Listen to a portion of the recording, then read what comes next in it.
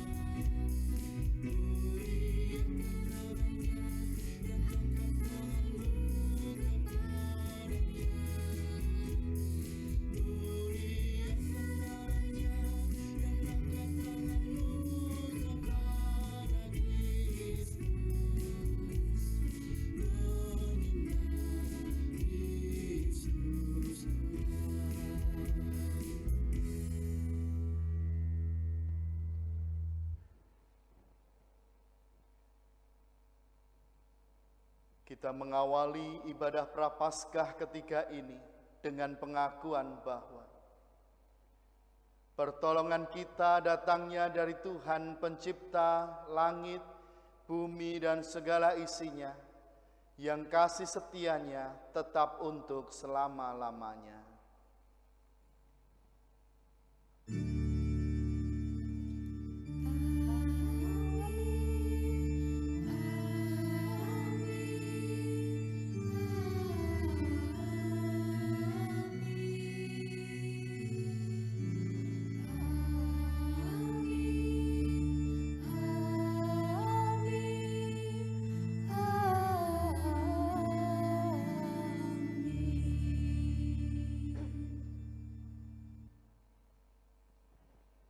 Kasih karunia dan damai sejahtera dari Allah Bapa kita dan dari Tuhan Yesus menyertai saudara sekalian. Dan menyertai saudara juga. Cintaku pada rumahmu. Tema ini akan kita hayati bersama pada hari ini melalui kisah penyucian Bait Allah yang dilakukan Yesus. Penyediaan hewan-hewan kurban dan penukaran uang untuk keperluan peribadatan umat telah bergeser untuk kepentingan sendiri. Ia marah karena Bait Allah tidak lagi dipakai untuk menyatakan cinta manusia kepada Allah, namun hanya untuk kepentingan sendiri. Panggilan Allah kepada kita untuk menyatakan bakti kita kepadanya, kita ungkapkan dengan peribadahan yang kita selenggarakan. Menghayati panggilan Tuhan, kita datang baginya dan puji bagi kemuliaan namanya.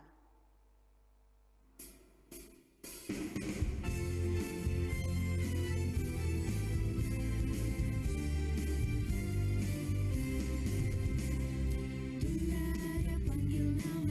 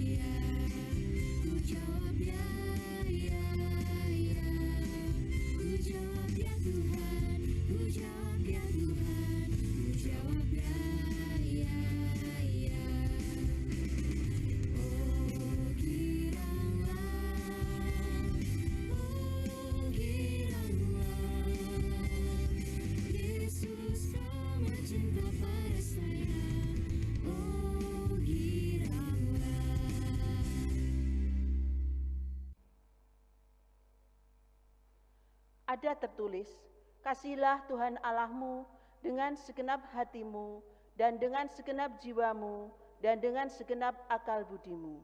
Dan kasihilah sesamamu manusia seperti dirimu sendiri. Ya Kristus, kami datang dengan pengakuan bahwa seringkali kami menjalani hidup dengan memusatkan kepada diri kami sendiri. Kami sering menutup mata atas cintamu yang besar atas hidup kami. Kerap kali kami mengesampingkan keberadaan sesama kami dan mengejar hawa nafsu dan keserakahan kami. Ajar kami untuk kembali memusatkan hidup hanya kepada Kristus yang mampu memberi diri dan berbagi sebagai perwujudan cinta. Inilah pengakuan kami. Dalam rahmat-Mu kami memohon pengampunan, belas kasih karunia, dan bersihkanlah ya Tuhan atas dosa kami. Amin.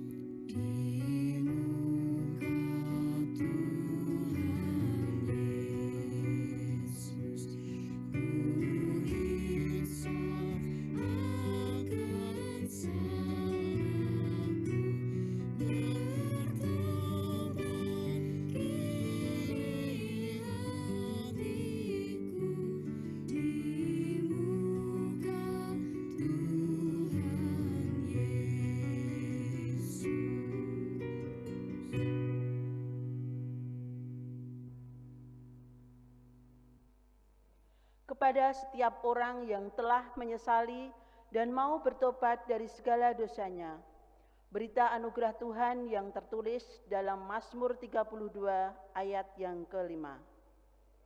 Dosaku kuberitahukan kepadamu dan kesalahanku tidaklah kusembunyikan. Aku berkata, aku akan mengaku kepada Tuhan pelanggaran-pelanggaranku, dan Engkau mengampuni kesalahan karena dosaku. Demikianlah berita anugerah dari Tuhan. Syukur kepada Allah.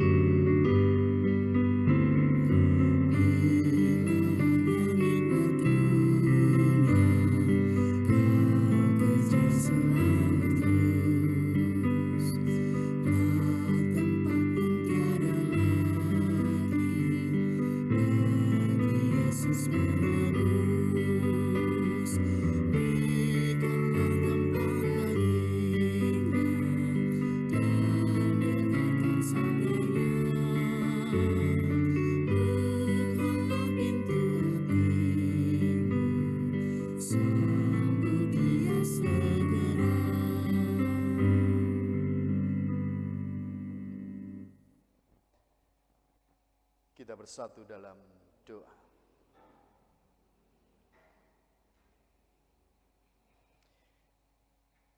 Syukur atas kehidupan, syukur atas kesehatan, syukur atas pekerjaan, syukur atas suka dan duka, syukur atas rezeki, syukur atas keluarga, syukur atas segala sesuatu yang kami terima dalam hidup kami.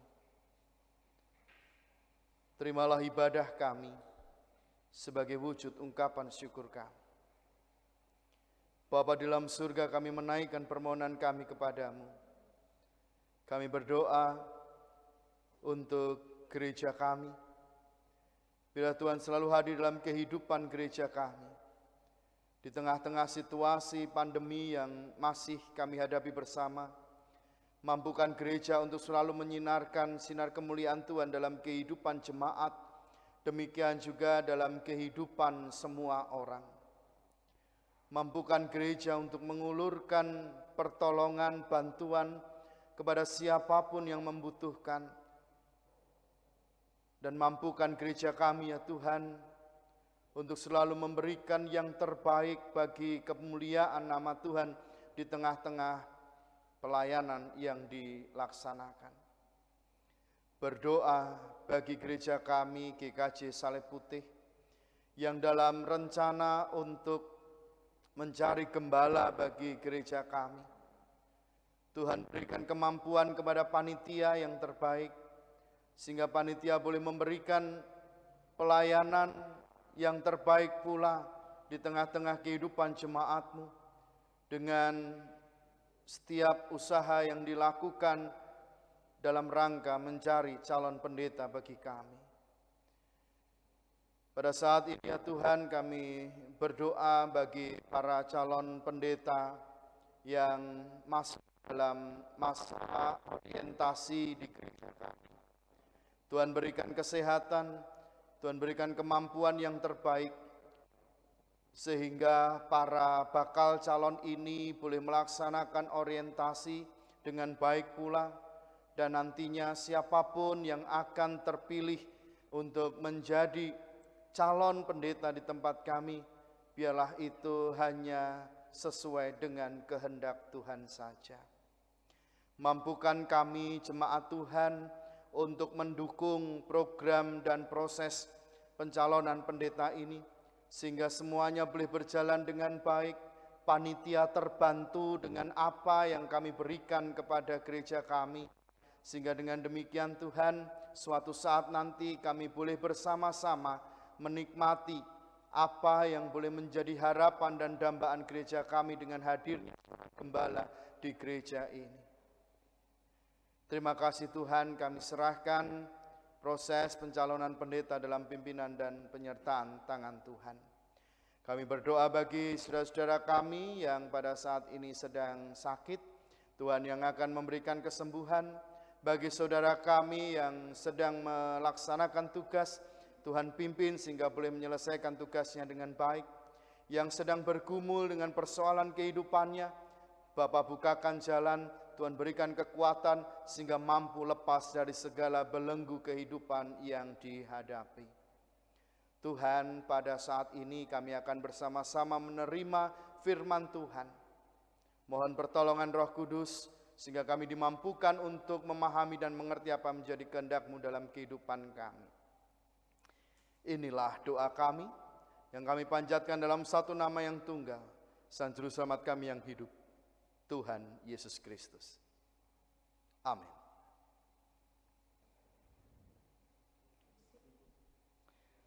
Saudara yang terkasih, di dalam nama Tuhan Yesus Kristus, firman Tuhan yang akan kita terima bersama pada hari ini terambil dari Injil Yohanes pasalnya yang kedua, ayatnya yang ke-13 sampai 22. Yohanes pasal yang kedua, ayat 13 sampai 22. Yesus menyucikan bait Allah. Ketika hari raya Paskah orang Yahudi sudah dekat, Yesus berangkat ke Yerusalem. Dalam bait suci didapatinya pedagang-pedagang lembu, kambing domba dan merpati dan penukar-penukar uang duduk di situ.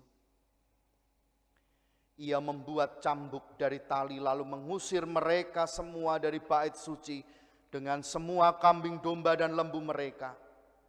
Uang penukar-penukar dihamburkannya ke tanah dan meja-meja mereka dibalikkannya. Kepada pedagang-pedagang merpati ia berkata, "Ambil semuanya ini dari sini.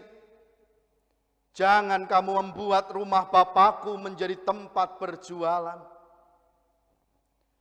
Maka teringatlah murid-muridnya bahwa ada tertulis, "Cinta untuk rumahmu menghanguskan aku." Orang-orang Yahudi menantang Yesus katanya, "Tanda apakah dapat engkau tunjukkan kepada kami bahwa engkau berhak bertindak demikian?" Jawab Yesus kepada mereka, "Rombak bait Allah ini, dan dalam 3 hari aku akan mendirikannya kembali." Lalu kata orang Yahudi kepadanya, 46 tahun orang mendirikan bait Allah ini, dan engkau dapat membangunnya dalam 3 hari. Tetapi yang dimaksudkannya dengan bait Allah ialah tubuhnya sendiri. Kemudian sesudah ia bangkit dari antara orang mati, barulah teringat oleh murid-muridnya bahwa hal itu telah dikatakannya, dan mereka pun percayalah akan kitab suci dan akan perkataan yang telah diucapkan Yesus.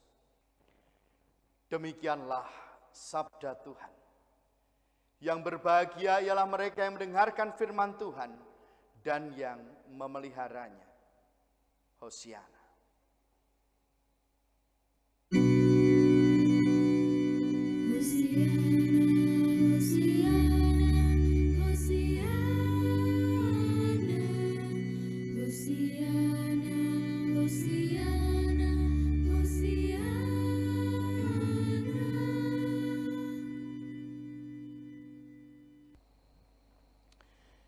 Jemaat yang dikasihi Tuhan Yesus Kristus, dalam budaya Yahudi ada peraturan bahwa setiap orang yang sudah dewasa maka mereka dituntut untuk mengikuti perayaan-perayaan keagamaan yang berpusat di bait Allah. Dalam setiap perayaan keagamaan maka bait Allah akan sangat penuh dengan orang. Mereka berkumpul bersama di sana untuk beribadah kepada Tuhan. Yang hadir bukan hanya orang-orang yang ada di Yerusalem saja, tetapi semua orang dari seluruh daerah akan datang untuk beribadah di bait Allah. Bahkan orang-orang yang dari luar negeri juga akan pulang untuk datang ke bait Allah beribadah bersama-sama dengan umat Yahudi yang lainnya. Bapak, Ibu, dan Saudara, kita bisa bayangkan betapa penuhnya, betapa sesaknya bait Allah ketika ada ibadah dalam perayaan-perayaan agama Yahudi. Nah, saudara yang terkasih dalam nama Tuhan, dalam ibadah mereka biasanya mereka akan memberikan persembahan korban bakaran. Dan juga mereka akan memberikan uang khusus untuk pembayaran di bait Allah. Kita bisa bayangkan kalau orang-orang ini dari luar daerah, bahkan orang-orang ini dari jauh yang keluar dari Israel lalu harus kembali. Jika mereka harus membawa korban bakaran sendiri, membawa hewan korban bakaran sendiri, maka mereka akan kerepotan. Oleh karenanya mereka terbantu dengan imam-imam yang memberikan izin kepada kaum proselit untuk berjualan hewan korban bakaran dan juga penukaran uang untuk bait Allah di sekitar bait Allah itu. Kaum proselit adalah orang-orang yang menjadi simpatisan Yahudi. Jadi mereka nanti juga akan mengikuti agama Yahudi, tapi masih simpatisan. Nah, Bapak Ibu dan saudara yang terkasih di dalam nama Tuhan Yesus Kristus, memang umat Yahudi yang datang ke Bait Allah sangat terbantu dengan kehadiran para pedagang hewan kurban bakaran yang ada di sekitar Bait Allah. Mereka terbantu dengan adanya penukaran uang di sana sehingga mereka lebih mudah untuk beribadah. Pertanyaannya, dalam bacaan hari ini yang kita baca bersama, mengapa Yesus sampai marah besar di Bait Allah? Ya, saudara yang terkasih dalam nama Tuhan, awalnya para pedagang ini menjual barang mereka untuk korban bakaran itu awalnya dengan baik.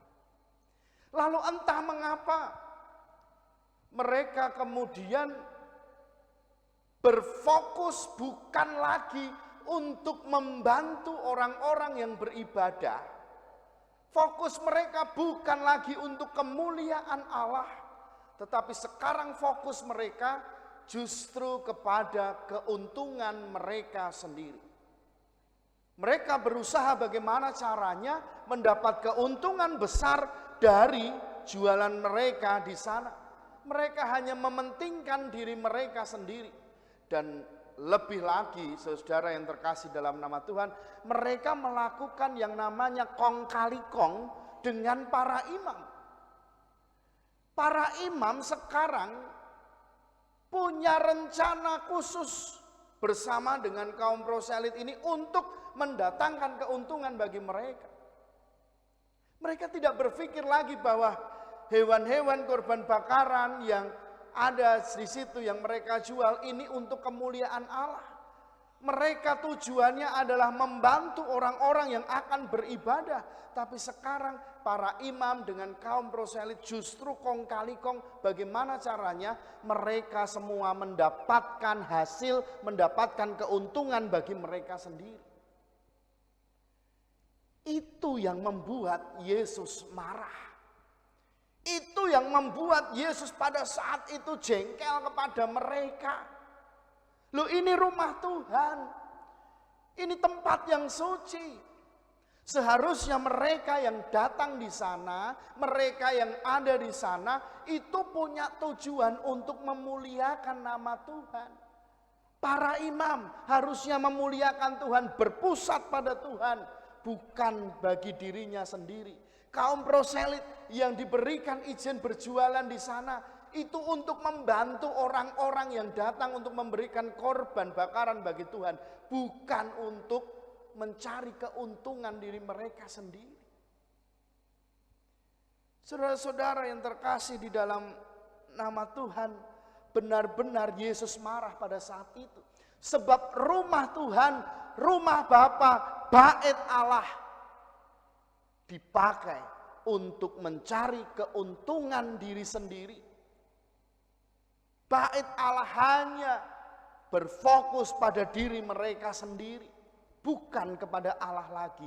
Itu yang membuat Yesus benar-benar marah. Saudara-saudara yang terkasih di dalam nama Tuhan, kembali dalam kehidupan kita, ada dua pemahaman tentang gereja.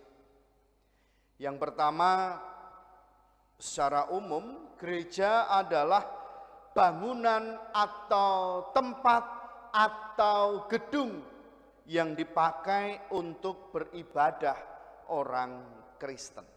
Secara umum pemahamannya seperti itu. Namun ada juga pemahaman secara khusus, ini pemahaman yang kedua secara khusus.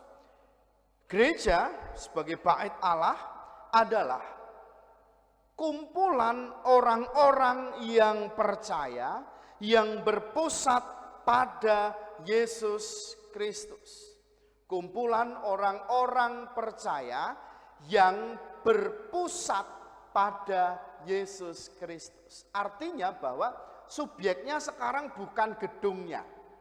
Gereja itu bukan bangunannya, tetapi gereja adalah orang-orang yang ada di dalamnya. Sesuai dengan Kidung Jemaat 270. Gereja bukanlah gedungnya, dan bukan pula menaranya.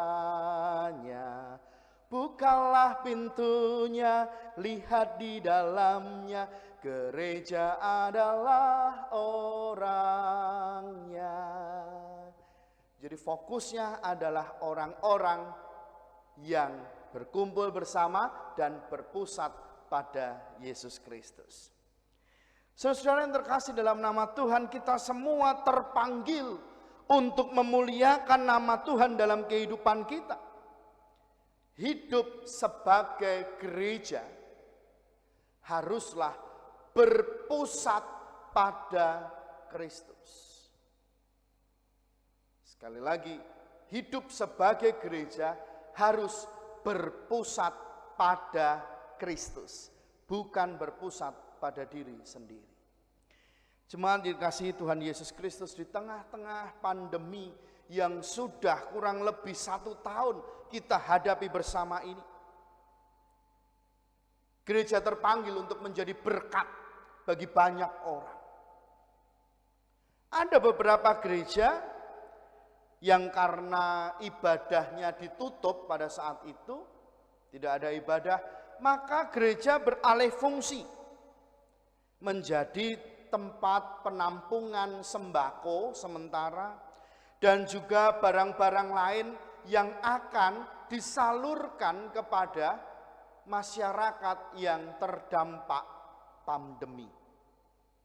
Ada pula gereja yang menjadi tempat untuk menampung pasien yang terinfeksi virus COVID-19. Kenapa? Karena rumah sakit penuh, tempat-tempat yang lain yang disediakan juga penuh, maka gereja menjadi tempat untuk menampung pasien. Lalu keuangan gereja banyak dikeluarkan untuk kegiatan sosial, khususnya membantu mereka yang terdampak. Bukan hanya kepada jemaat gereja, tetapi gereja memberikan pertolongan bantuan kepada siapapun tanpa memandang bulu, tanpa memandang latar belakang.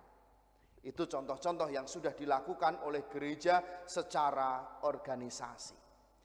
Nah, Bapak Ibu dan Saudara terkasih di dalam nama Tuhan Yesus Kristus, kita sebagai gereja ini juga terpanggil untuk menolong mereka, mengulurkan bantuan kita, mengulurkan tangan mereka bagi yang terdampak COVID-19 ini. Sebab kita semua juga terpanggil untuk mengasihi sesama kita. Oleh karena itu Bapak Ibu dan Saudara, apa yang sudah kita lakukan bagi saudara-saudara kita yang terdampak? Kita sebagai gereja terpanggil keluar untuk menjadi berkat bagi mereka. Ketika kita mengatakan diri kita gereja, seharusnya kita cinta terhadap rumah Tuhan ini. Mari, apa yang bisa kita lakukan, lakukan bagi mereka. Ada beberapa hal yang kita catat bersama dalam firman Tuhan tadi Bapak Ibu dan Saudara. Kita bisa melakukan yang terbaik bagi orang-orang di sekitar kita jika satu, kita tidak mementingkan diri kita sendiri. Fokusnya adalah Kristus. Dan ketika kita fokus kepada Kristus, kita juga akan fokus kepada orang-orang di sekitar kita. Sebab Kristus mengajarkan kasih di dalam kehidupan kita. Ketika kita berpusat pada Kristus, berfokus pada Kristus, maka kita akan juga melakukan kasih dalam kehidupan kita, berbagi bagi saudara-saudara kita. Sikap yang mementingkan diri sendiri seringkali membuat kita tidak bisa mengulurkan tangan bagi mereka. Kadang-kadang berpikir bahwa, lah aku sendiri butuh kok, masa aku harus menolong mereka? Loh aku sendiri kekurangan kok, bagaimana aku menolong mereka? Lah terus aku piye? Kadang-kadang muncul pikiran-pikiran seperti itu. Ini menandakan bahwa seringkali kita justru mementingkan diri kita sendiri. Selama kita mementingkan diri kita sendiri, tidak akan pernah bisa kita menolong sesama. Kenapa? Ketika kita mementingkan diri sendiri, fokus kita adalah diri kita, bukan Kristus dan bukan sesama. Padahal gereja terpanggil untuk berfokus pada Kristus. Saudara-saudara yang terkasih di dalam nama Tuhan Yesus Kristus, ingat, sikap inilah yang membuat Yesus marah besar pada saat itu. Ketika kaum proselit, ketika para imam mementingkan diri mereka sendiri, maka Yesus marah besar. Dan jangan sampai hal itu terjadi pada kita sebagai gereja. Yang kedua, Bapak, Ibu, dan Saudara, jangan sampai kita hanya mencari keuntungan diri kita sendiri. Saya memposisikan sekarang kita sebagai orang yang mendapatkan pertolongan. Jadi kita bisa memberikan pertolongan, tetapi bisa saja kita yang mendapatkan pertolongan dari pihak lain. Jangan sampai ada sikap yang membuat kita mencari keuntungan diri kita sendiri. Bapak, Ibu, dan saudara terkasih dalam nama Tuhan, banyak orang yang sudah menerima bantuan, mereka tidak mau membantu orang lain. Jangan sampai itu terjadi dalam kehidupan kita. Dan lebih ironis lagi, mohon maaf, ada yang berpikir bahwa ini kesempatan untuk mencari keuntungan. Ini yang terjadi. Doa mereka apa? Doa mereka justru pandemi jangan selesai. Kalau pandemi selesai, saya nggak dapat bantuan. Ada yang berdoa seperti itu. Ada yang di dalam hatinya mengatakan seperti itu. Ibu, bapak, dan saudara yang terkasih dalam nama Tuhan, itu didasari dengan perasaan, dengan sikap mencari keuntungan diri sendiri. Bahkan ketika mendapatkan bantuan dari pihak lain, tidak digunakan sebagaimana mestinya. Tapi malah untuk foya-foya. Untuk beli HP baru, untuk membeli kendaraan baru, dan lain sebagainya. Ini terjadi betul. Oleh karena itu Bapak, Ibu, dan Saudara, ingat mengapa Yesus marah. Karena orang-orang pada saat itu hanya mencari keuntungan diri sendiri. Jangan sampai ini terjadi dalam kehidupan kita. Mari Ibu, Bapak, dan Saudara terkasih, sekali lagi gereja, kita semua, Bapak, Ibu, Saudara, dan saya, terpanggil untuk berfokus pada Kristus. Jangan berfokus pada diri sendiri. Sebab ketika fokus pada diri sendiri, yang terjadi adalah kepentingan diri sendiri lebih utama. Dan yang kedua, mencari keuntungan diri sendiri. Dan sikap-sikap itu yang membuat Yesus marah pada saat itu. Oleh karena itu, saudara terkasih dalam nama Tuhan, cintaku pada rumahmu, cintaku pada rumah Tuhan, cintaku pada gereja harus diwujud nyatakan dengan tindakan-tindakan yang baik di dalam kehidupan kita. Mari bersama-sama kita tunjukkan cinta kita kepada gereja, cinta kita kepada Tuhan. Tunjukkan bahwa kita itu gereja yang berfokus kepada Kristus. Tinggalkan rasa untuk mementingkan diri sendiri.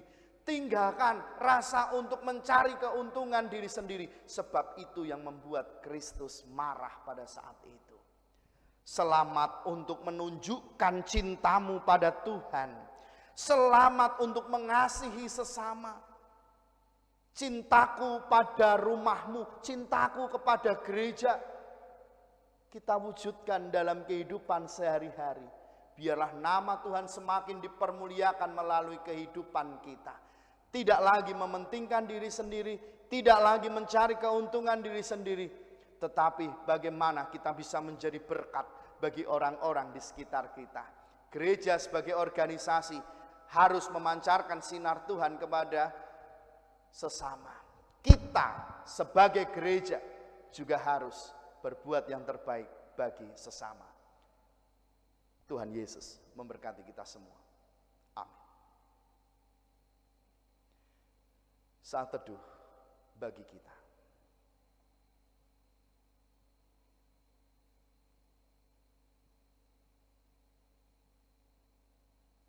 Amin.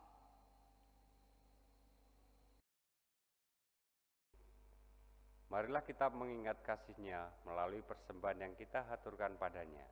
Firman Tuhan dari 1 Petrus 2 ayat yang kelima.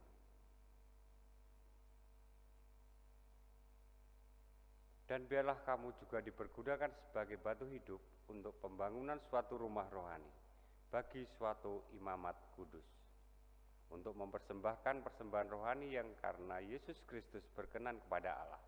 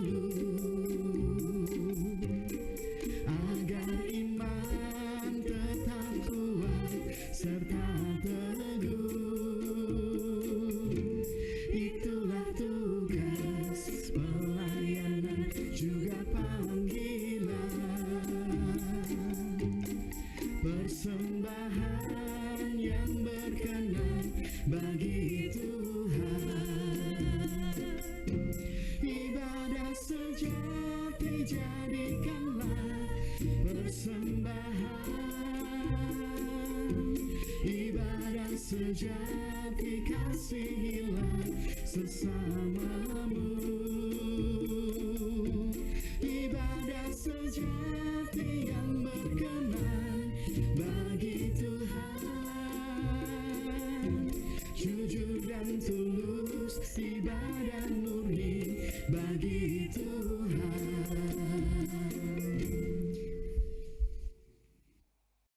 Mari kita menghadap Tuhan untuk menyerahkan persembahan kita ini. Mari kita berdoa. Tuhan Allah Bapa kami yang berada di dalam kerajaan surga yang maha mulia, puji syukur dan terima kasih kami senantiasa kami panjatkan kehadirat Tuhan, oleh karena berkat kehidupan yang Tuhan berikan pada kami sampai detik hari ini ya Tuhan. Tuhan, kami juga bersyukur dan berterima kasih oleh karena penyertaan Tuhan di dalam ibadah kami hari ini berjalan dengan baik dan lancar. Semua adalah kasih Tuhan pada kami.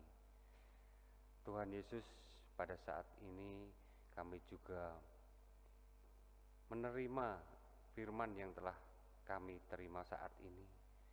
Kiranya kami bisa memahami dan Tuhan kiranya mampukan kami untuk melakukannya di dalam kehidupan kami sehari-hari, agar firman itu nyata di dalam kehidupan kami ini ya Tuhan. Berlimpah berkat yang senantiasa Tuhan melimpahkan pada kami sampai hari ini ya Tuhan. Dan pada saat ini tidak seberapa berkat yang telah kami terima ini ya Tuhan, untuk kami kumpulkan di dalam persembahan kami ini. Dan sebagai ucapan syukur atas semua berkat yang kami terima, kiranya persembahan ini Tuhan terima, Tuhan sucikan, agar persembahan ini bisa bermanfaat, berguna untuk kemuliaan nama-Mu. Dan sebentar lagi kami juga akan mengakhiri ibadah kami hari ini. Ampunkanlah segala dosa serta kesalahan kami ini ya Tuhan. Hanya di dalam nama Tuhan kami Yesus Kristus yang telah mengajarkan doa Bapa kami.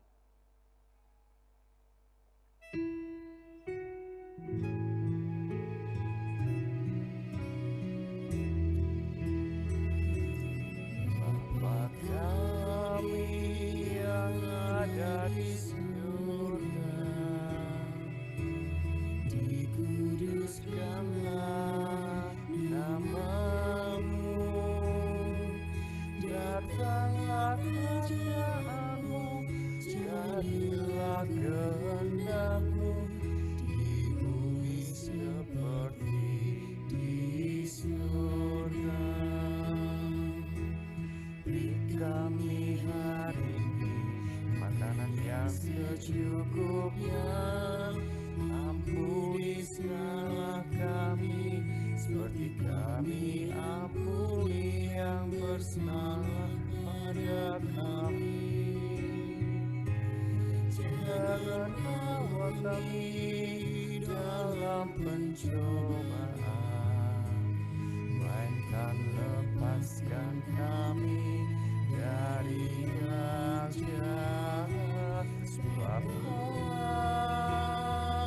yang punya kerajaan dan kuasa dan kemuliaan sampai selama-lamanya.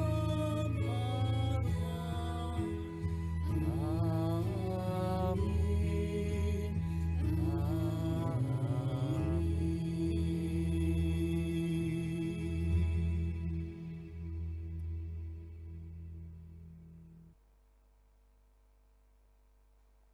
Marilah kita memperbarui iman percaya kita dengan bersama-sama mengucapkan pengakuan iman rasuli yang demikian.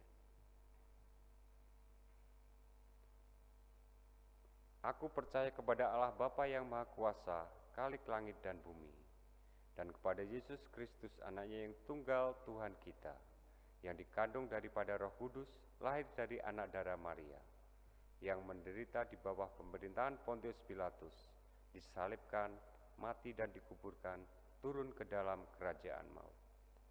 Pada hari yang ketiga bangkit pula dari antara orang mati, naik ke surga, duduk di sebelah kanan Allah Bapa yang Maha Kuasa, dan akan datang dari sana untuk menghakimi orang yang hidup dan yang mati. Aku percaya kepada Roh Kudus, gereja yang kudus dan am, persekutuan orang kudus, pengampunan dosa, kebangkitan daging, dan hidup yang kekal.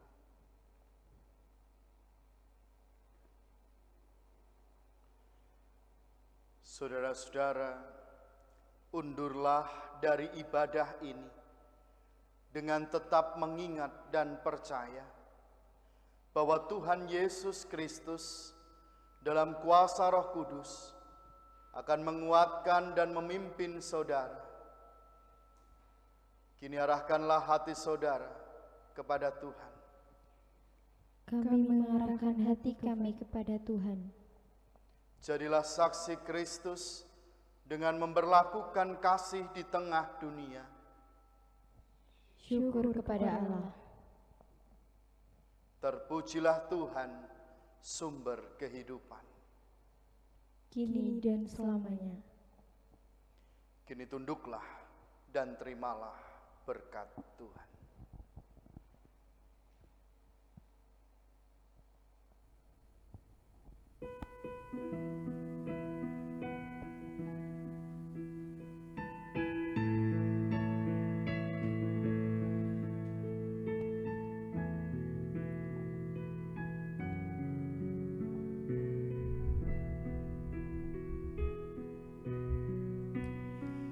Kasih Tuhan mengiringimu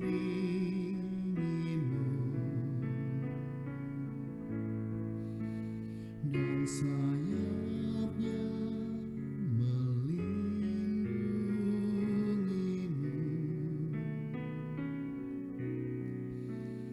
Tangan Tuhan pegang di dalam hidupmu. Majulah